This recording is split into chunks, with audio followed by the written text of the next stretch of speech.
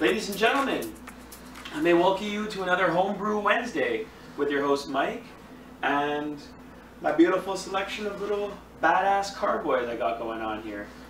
I'm enjoying a nice oatmeal stout with a very pronounced bitterness and roasted malt character.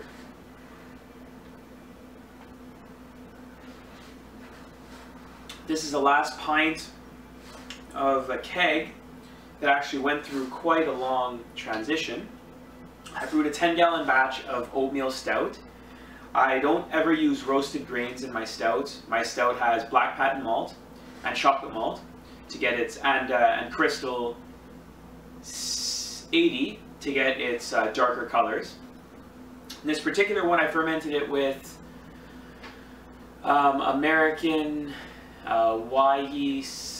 I think it's 1056, if I remember the name correct, if I remember the number correctly, and I fermented it also with the just SO4, just an English ale yeast, because the Scottish ale yeast from Y yeast that I pitched didn't actually work properly, and so I wanted to make sure that the fermentation went through and I wasn't left with, you know, a half-assed beer that was super sweet because the yeast died or wasn't active enough to continue fermenting.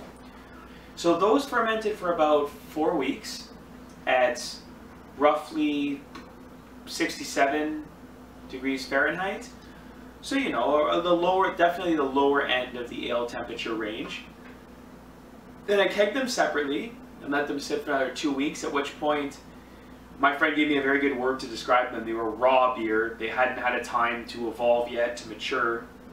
So after leaving them for another 2 weeks, after a month in the keg, they're delicious. It thickened up, got really nice and creamy.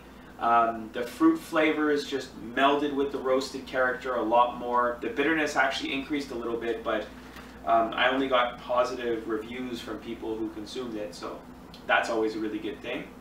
And yeah, so this is a really nice beer. Cheers. Happy Homebrew Wednesday, guys. Sorry again, it's been another week without a video, but I'm sure you'll get over it. So what do I have behind me?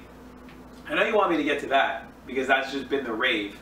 I've been posting it on Reddit, on YouTube, and it got the most views out of anything that I ever posted because, well, it's kind of obvious. It's fucking crazy. Like, I mean, it doesn't look like it's actually something you want to consume. I mean, it doesn't look real. That was the whole thing. I posted a picture of this. People thought that I photoshopped the image. Let me tell you, it's not photoshopped.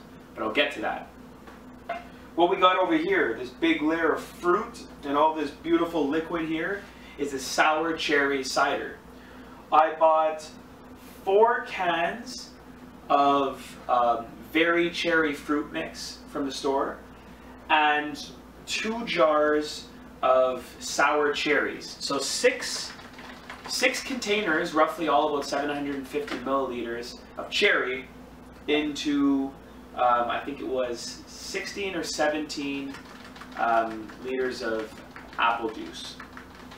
So it's a nice size batch. The color's fantastic. The color's actually going to be red, which I wasn't, to be honest, I just wasn't convinced that was actually going to happen, but it looks like it will. We'll see what it does. I pitched 2 complete packets of V1116, so like you know, wine champagne type yeast. 2 packs of it, and it just went crazy. Started fermenting like mad. This is one of the only times that I had a sulfur smell in my house, because the sulfur production from pitching these highly fermenting, dry fermenting yeast was actually just insane. So if you hear that noise, my cat's just trying to satisfy an itch that is apparently not really working. It's kind of sad though. She actually had to have an operation a little while back, so she has to wear this cone, and she doesn't like it very much because she can't scratch herself or get to where she wants to get. But that's okay. It'll be off soon, and then she'll be a good little kitty. Right, Peaches? Exactly. Look at the camera. Look at the camera. Yeah. Yeah. Good girl. Alright. So, what do I got here? And what do I got here? Here and here. Well, those are both stouts. Two very special stouts that I'm brewing for a very special person for his birthday. He's been asking for this for a long time, and I finally decided to do it because after repeatedly telling me that it could possibly be the best stout ever, I decided, yeah, I'm going to agree that an Oreo stout would be the best thing ever. What can I say? It's going to turn out fucking awesome, and it's going to be fantastic. I mean, the liquid, the wort, smelled like liquid Oreo, which is a really good start. It's my first attempt at this. Kind of second attempt at what we'll call like a cookie chocolate bar beer.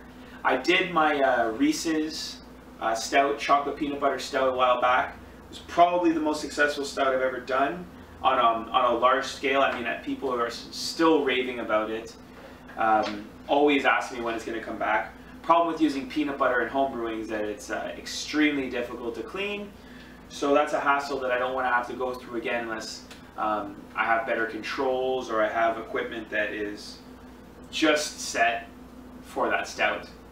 So we're going to see how these guys turn out. I pitched two different types of English ale yeast in them, both from Y Yeast. I didn't use White Lab just because when I went to my homebrew shop they didn't have what I wanted in stock. And I'm really searching around. I'm trying to choose yeast a lot more selectively now. I'm trying to narrow down my recipes. I'm trying to perfect them so that I can get them out for the big production sooner rather than later to satisfy as many mouths as I can. And we got this. We got this motherfucking ridiculous concoction that I've come up with. Not really, I mean, come up with, you know, I decided to ferment. I ferment whatever, whenever, and however I want to.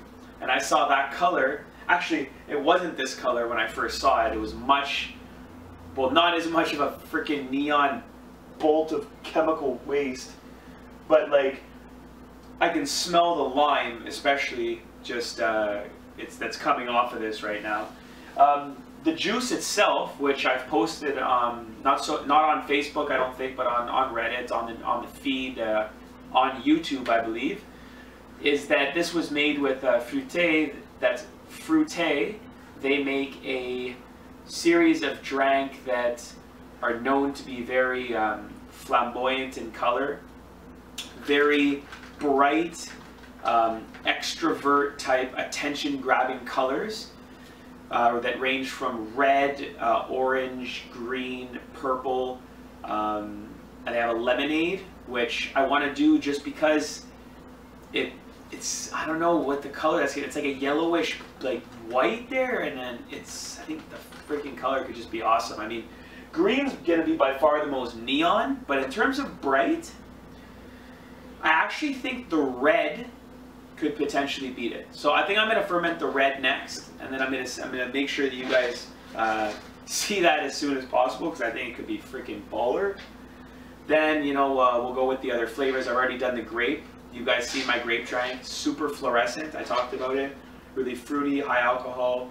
What I'm actually planning on doing with this bad boy over here is in about 2 weeks of more fermentation, I'm going to add another kilogram of sugar. And while I'm going to actually boil the sugar, I'm going to create a candy syrup. And while I'm boiling, well, when I finish the boil, I'm going to add, I think, the zest of lemons for about 20 to 30 minutes steep. I'm probably going to use about 20 lemons. I really want this to, oh, sorry, not limes, not lemons, limes. So like 20 limes, the zest of 20 limes in the candy sugar for about half an hour. I'm going to strain the skins, I'm going to strain the peel out. Maybe not, I might just add the peel right to the fruit. It'll be nice and well, don't have to worry about bacteria or anything. And then we're going to see how that goes. I really want lime to pop out of this. I've been trying to make actually like a mojito alcohol for a while. I think it's something that could really work kind of cool. Imagine having like pre-made mojito, but a good one, not fucking crappy sugar ball, just horrible. It's all about the mint, sugar combination. Really, really is. And that's why I think a lot of people forget. But anyways, back to this thing. We're gonna see how this goes. I'm definitely gonna like progress feed you guys like as many little reports as I can about this. Once I get it in a glass, it'll be cool. I'll give you guys like a sweet level. There's 1 kilogram of sugar in there right now. It has a weird taste, this one, to begin with. And when I say weird, I mean more Gatorade-y than actual, what do you want to call it, fruit juice, I guess. But I think it's meant to be that way, and I think it's going to give it its own character, especially after I add the lime zest. I think it's just going to be terrific. So that's what I got going on over here. I have a couple of secrets down here, and my wine that still has to be bottled has been sitting there. It's so clear. It's actually delicious. Very strong. Yeah, so that's what I got going on right here. I'm brewing again this weekend. 2 more beers for friends. It's birthdays all around. I'm the guy who brews for people's birthday. If I like you enough. If I don't, then, you know, whatever.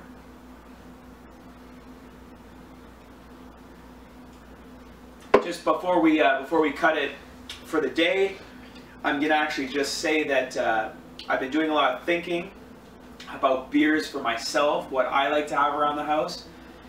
And I mean, I've said them numerous times, my favorite style is Belgian.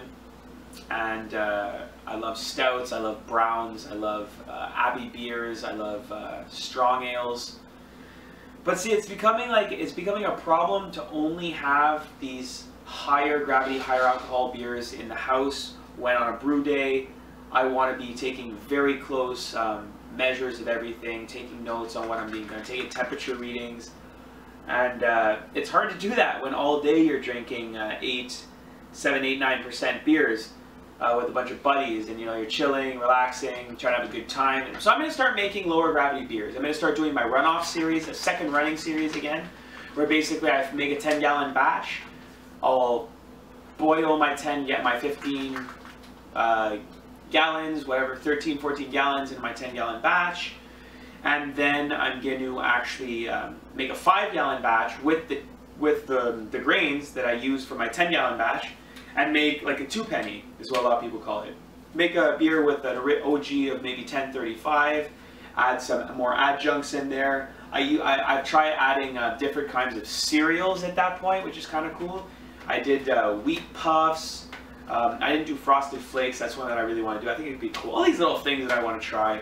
It's endless, but I mean, cereal beer, pretty damn cool. Cocoa Puffs, freaking Cocoa Puffs. Can you imagine the color that it would make the wort? And there's just pure chocolate. It would be awesome. Great idea. I'm making Cocoa Puff beer. Bam. It's gonna happen. Thank you guys for helping me get through that logic train cycle. What the hell am I even saying? Thank you for helping me come up with that idea. So I'm going to call it a night. I was doing a bunch of shit before, so I'm really tired. Want to go to bed. But this thing is going to be the little special thing to be following right now. We're going to try to get a little feed of fruité feel on the web.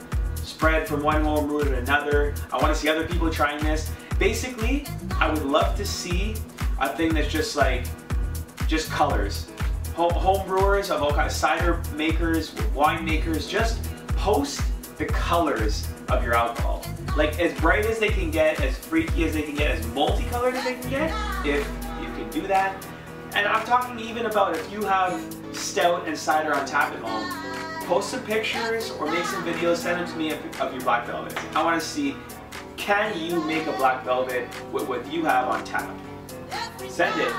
We'll send little things back and forth. We'll tease each other, and we'll see who can have the video that needs to be topped, and then we'll go from there.